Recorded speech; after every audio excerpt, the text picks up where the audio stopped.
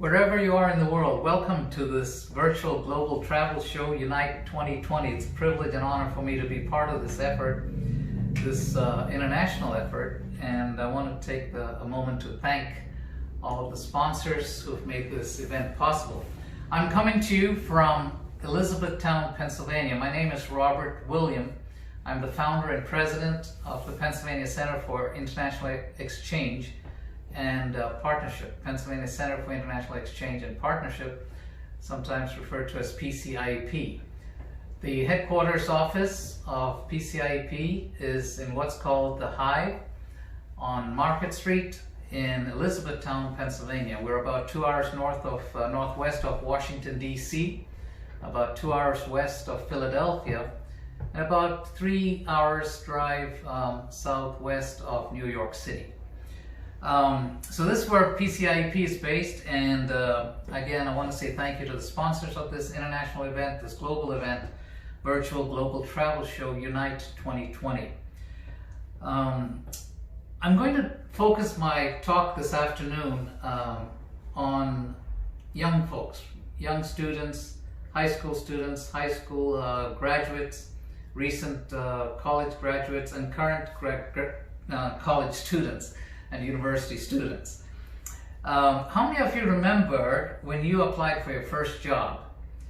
What was the most frequent reason if you were turned down for a job offer that you were given or you heard?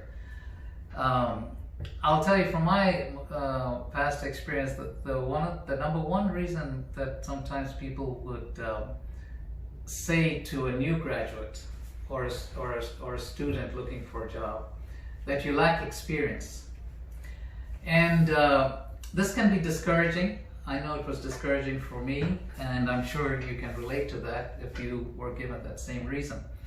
But things have changed a lot in the world of work today, and in a way, the current pandemic makes us realize just how interconnected the world is. And so there's been a high mobility of employees, skilled labor, professionals, traveling all over the world, from India to the United States, from India to China, China to other parts of the world, Hong Kong, UK to South Africa, etc., Brazil, and so on and so forth.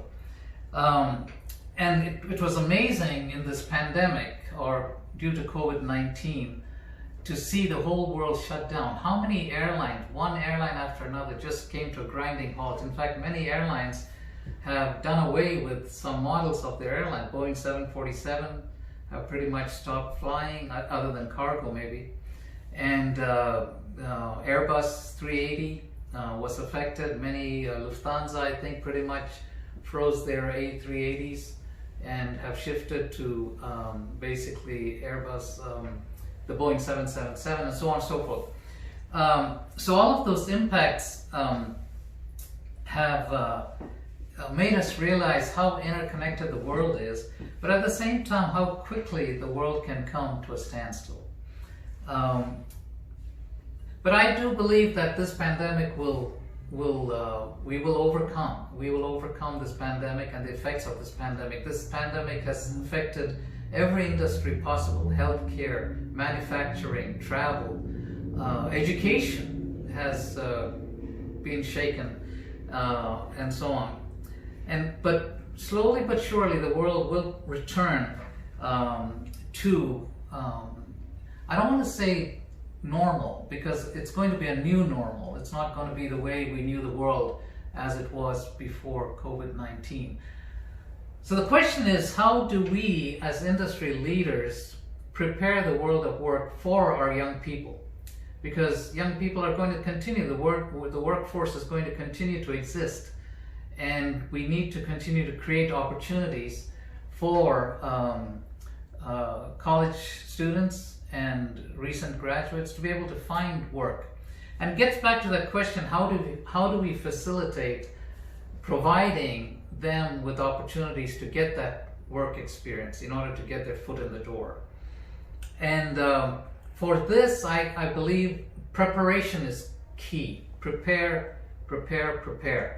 as you are waiting right now, as industry leaders, business leaders, community leaders, government leaders, we need to be preparing for the world post-COVID-19.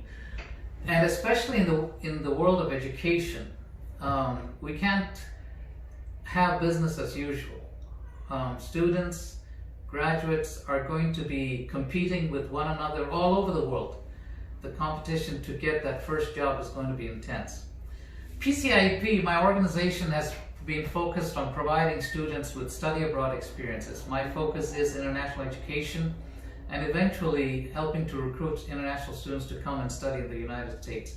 I'm an optimist. I do believe that this thing will turn around, and we just can't sit on our hands and hope for the best. We need to take proactive steps in moving forward. So my first appeal would be to business, industry, education, and government leaders, community leaders to come together.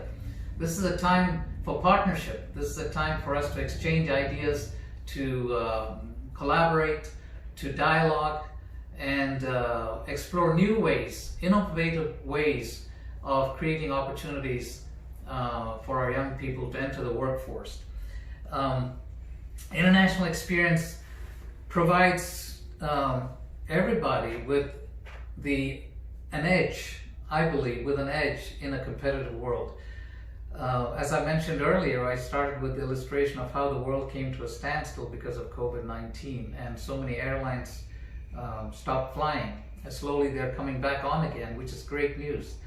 But in order for us to move forward, we need to be able to, students need to engage in opportunities around the world where they can get that exposure to different cultures, different ways of studying and education, and get to a point where we have true mobility between nations. And that is what's going to make the difference. How well prepared are our young people to enter into that kind of world, which came to a standstill, but which is going to reopen. We've noticed also just how quickly we've moved into use of technology for online classes, webinars, conferences online, and so on and so forth.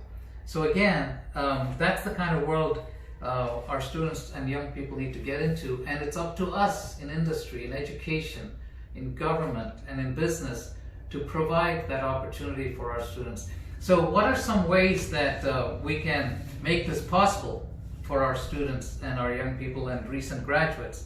Well, there's opportunities where you can create volunteer work, and the students need not necessarily have to be paid to be able to get that experience. They can volunteer in a business, do certain specific assignments, utilize their skills and creative abilities. And as well as then there's internships, structured internships, where practical experience can be attained by our students and recent graduates in their field of interest. Career exploration is a great and exciting opportunity to be able to explore different careers that are out there, what that entails. And so networking is also a critical part of this process, of this journey. Students seek earnestly opportunity, time, face time with corporate leaders who can share their time and wisdom and insights into their world of work, into the corporate world, and into whatever type of work they're involved with. There are also short-term summer programs or semester-long study programs, and PCIEP works with different institutions in India, in South Africa, in Greece, in United Arab Emirates, and we're in the process of connecting with China. We hope to expand into South America and so on and so forth. So semester study abroad programs will continue to be a vital part of this new world that we enter into. And then I want to be sure to mention tourism. Tourism is a huge revenue source for many, many countries. I lived in the country of Zambia, in the town of Livingstone. It was called the tourist capital of Zambia, where the mighty Victoria Falls, one of the 7 wonders of the world, was barely 10 miles away from our home.